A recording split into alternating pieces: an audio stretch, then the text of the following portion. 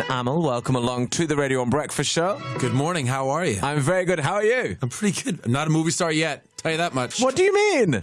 This is my first movie. It hasn't opened yet. Well, I feel like if you've shot it, you're a movie star. I was definitely in a movie. Yeah, that has the potential to be excellent. Yeah, I saw a preview of it yesterday. So to me, you're a movie star. I appreciate that, man. You are. How's it going? How's your morning going so far? It's good. I got into London yesterday. I was in Birmingham over the weekend, meeting a bunch of people, and I love it in the UK. Do you? It's never not rained in London when I've been here. Yeah. Well, today it could be all right. No, it's been beautiful every time. Oh, every time. It's never not rained. Yeah. Oh, okay. Wow. Yeah, you guys have made a good weather impression on me the 5, 6, 7 times I've been here. Oh, wow. Normally it's pretty miserable. Yeah, I work in Vancouver and I grew up in Canada, so I'm familiar. You're used to it. You're down with it. And so you are, as we were saying, now a movie star, starring in Teenage Mutant Ninja Turtles Out of the Shadows, which has got to be the longest film title of all time. Try saying it to the press repeatedly over the course of several weeks. You'll not oversaying that title at all. So it's going to be at the end of the month, 30th of May. That's right. And I saw a little snippet of it yesterday.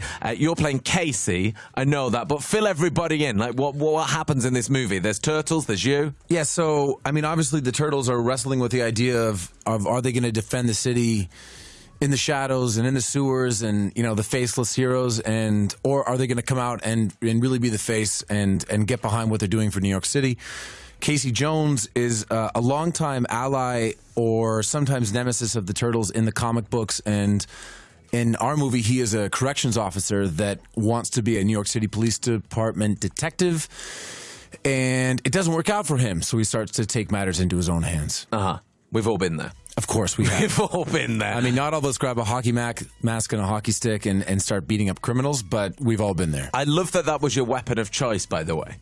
Hockey stick. Perfect, perfectly practical. And listen, man, we're shooting the movie, and I fight the Foot Clan in this one thing, and I block a sword shot with a hockey stick. And I turn to one of the producers, and I'm like, well, shouldn't the sword just slice right through it? And they're like, yeah, but it's Casey Jones. Yeah. Also, there wouldn't be giant turtles roaming the street, so you've got to be like, they could. You got to give a little to get something great. Exactly. Right. Were you a fan when you were younger? Did you have a favorite turtle? I used to love it. Yeah, I was a fan of the cartoon, and then I would go see the live action movies. They came out in like 1990, so I was in 3rd, 4th grade, and Michelangelo was my guy. Why was he your guy? Because he was the party dude. Yeah, that's true. He ate the most pizza. He ate the pizza. Yeah. That's all you need. I always had an affinity with Raphael. Really? Yeah, I think I just like that name. So Casey Jones and Raphael have always butted heads. Right. Right. We had to shoot a scene in the movie where he and I come face to face, except for the CGI purposes and for this particular shot, I'm yelling at something. There was no one there. I look like a drunk guy yelling at a lamppost. You're like, that was my day in the office. That's it. Shouting at nobody. So there's no one there when you are acting for the majority of that film? No, most of the time there are people there. The 4 guys that play the Turtles, they're wearing these they look really dumb. They're wearing these suits and they're wearing platform shoes, and they've got big ping pong balls about like 9 inches above their head. Sorry, I'm not using the metric system. I've spent too much time in America. But they've got ping pong balls right above their head, and so you're looking at them, but you can't look at them in the eye. You have to look above their head. The ping pong balls. Yeah, and then once we actually put the scene together and put it on its feet, and the cameras know what they're doing, then typically you'll do a pass with nobody there. Right. Which, man, oh man, you really have to trust in the process to actually pull this off effectively, because while you're doing it, you feel like a total idiot. I bet. Because you've got everyone. I mean, it's not like it's like you and a cameraman. There's a big crew there. There's like 60 people watching you being like, well, no, but that's crazy. Filming in New York City, there's not 60 people. There's like 600 people. Oh, wow. So everyone is watching the street. I would imagine New York City is filming in New York City is a lot like actually filming in London, where when we shoot Arrow out in Vancouver, if we're filming out in the street, we just close the street. When you're filming in New York City, or I'm sure when you're filming in London, there's no closing of the street. Yeah. People just go about their business. Yeah. They're walking by. What's that? Well, we're filming a movie. Thanks very much. Yeah, they're sort of over it in New York. They're like, oh, not another film. Yeah. How is it going to work with Megan Fox? Because a few people have noticed, and it has been noted, that she's she's quite attractive, Megan Fox. Really? It's been said once or twice. You know what? I'm happily married. I didn't notice. No, I she's did beautiful. for sure. No, she's stunningly beautiful. No, she's great, and she was a big help to me because she's done big budget movies like this before. But she and I had like an interesting relationship where. First time that I came on set, I swear to God, this is what Megan said to me. She goes, "You're a Taurus." I knew it, but I looked it up just to confirm it. And your moon sign thing is something Cancer, which means that either you're incredibly close with your mother or not at all, and everything you do is affected by that. And I was like, nice to meet you, Megan. Nice to meet you, crazy. No, but she was just messing around with me. We had a really good time on set, and there was a nice camaraderie there too with the Turtles, and because they had done the first movie together, obviously, and so they razzed me the first couple of days. So hang on, are the Turtles like famous actors, or is it just like some guys on the set pretending to be the Turtles? No, I mean Alan Richardson, who plays Raphael, he and I did Blue Mountain State, which was a American television series together. And look, the guys that play the Turtles, they don't get enough credit for how much their body language and their voices and all of that really do inform the characters. I mean, the guy Noel, who plays Michelangelo, you know, I saw some stuff that he did where obviously it's a close-up of his face saying a line, actually saying we're not monsters, and it was really affecting. And when you see it with the finished product with Michelangelo, I mean, they'll never get enough credit for how much they bring into those characters. Yeah. Well, I guess it's right. They do have, because I was expecting them just to be like sort of like green faces, but they definitely have a lot of like real life human character gone in there. Yeah, and those guys actually too. I think when they auditioned for the movie, they auditioned all four of them together. Right. And they spend so much time together because they have to get these suits on, they have to get these dots all over their faces, they have to do work and green screens and all this stuff long after we've wrapped filming and all that stuff. So, I mean, they spend so much time together that they have to have a really good camaraderie. And I think that it comes through on screen. Kind of the dream role as well, being like a huge film, and then like nobody knows what you look like when you leave. I mean, I think that it seems like the dream role, but they'd probably trade places with me. They'd rather be Casey. They would. And how was it like, because like you said, it was, you know, your first big movie. How was it like day one on the set? Did they all welcome you, or was there a lot of like initiations and teasing?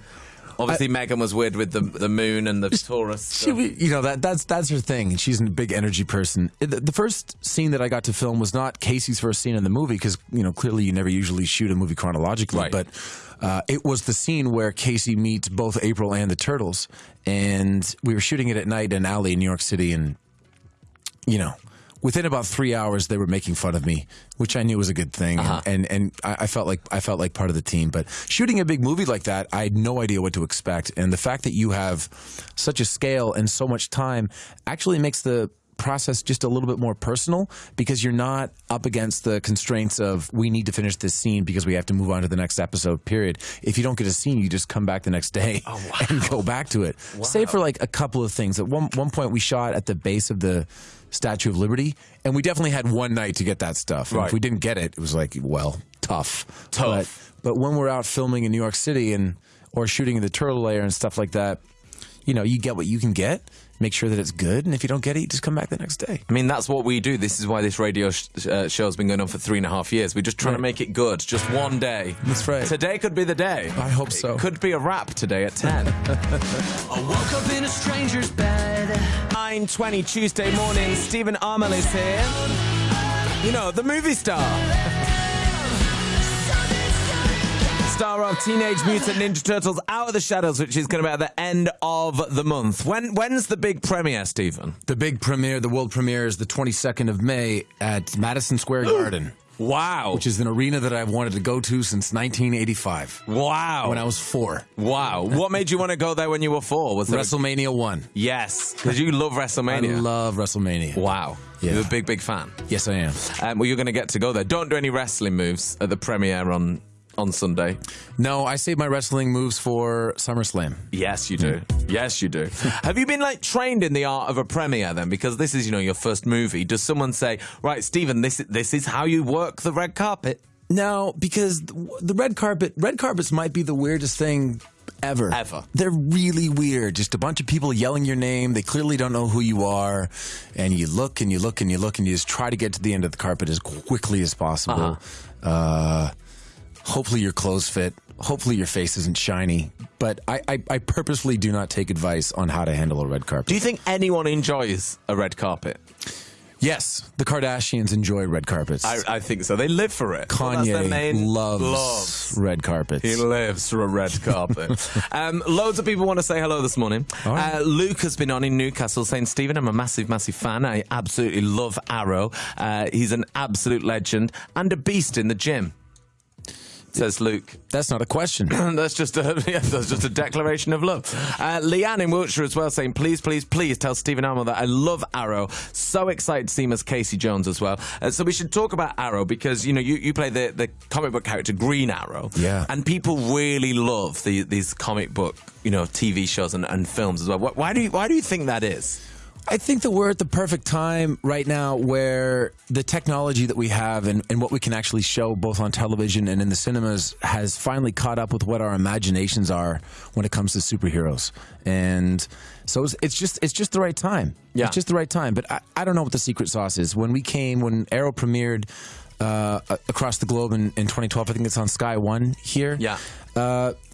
Nobody thought that it was going to be a hit because superhero properties did not work on TV. So if anyone says they were sure, they're lying. Right. But, for whatever reason, it's resonated. And obviously we have, there's the Flash and Legends of Tomorrow and Supergirl and Daredevil and Agents of S.H.I.E.L.D. and too many now. There's a lot. We're wrapping them up now. Hollywood knows how to make too much of a good thing, for sure. Yeah, definitely. I've got to ask you as well about Degrassi because Stephen starred in Degrassi, which is the show that Drake was in. Yeah. I only know it from Drake being in it. Did you get to work with Drake? I did not. Oh, what? That was my second job ever. Right. Ever acting. And I was a bouncer and I had one line. Are you 18? That's a good line. Amazing. I'll tell you though, that's the toughest audition that I've ever had. Because you're driving, I took the bus to the audition. Right. And the entire time on the bus, I'm like, are you 18? Are you 18? Are you 18? Like, give me a monologue. Give me Shakespeare. Yeah. Don't give me three words. Got this. Oh, but I got it. I got it. Yeah. I saw your tweet, which I really liked. We were talking about it this morning. About you saying Drake complaining about ladies. Come on. Get up. Come on, Drake. Yeah. You can't have a problem with the ladies, Drake. I'll tell you, my buddy and I have a theory on Drake, and I love Drake, and his new album is great. I refuse to call Toronto the Six because that's where I'm from, but whatever, I'll get over it. My theory is that Drake, being a smart guy, is hanging around with his buddies, and he's like, listen, man, the big hook for my new album is going to be about fighting at the Cheesecake Factory. Let's see if I can get away with this. And he does. Or I'm going to wear a pink leather jacket to the Raptors game. Let's see if this catches on. How far can I push things before people are like, hey, Drake, come on. But he does it, man. He pulls it off. He has confidence. He's making it happen. He's prolific. He's making it happen. Stephen, I know this was interview one of a very, very long day. So good luck today. Thank you very much. Off to promote the new movie Teenage Mutant Ninja Turtles Out of the Shadows, which is going to be out on the 30th of May, end of this month. Good luck at the premiere. Thank you. No wrestling moves. No wrestling moves. No wrestling moves. Good luck on your big weekend. Thank you. We're You're excited. welcome. Yeah. Well, Stephen, thank you for coming in. Have a great day. Thank you, man. Cheers, mate.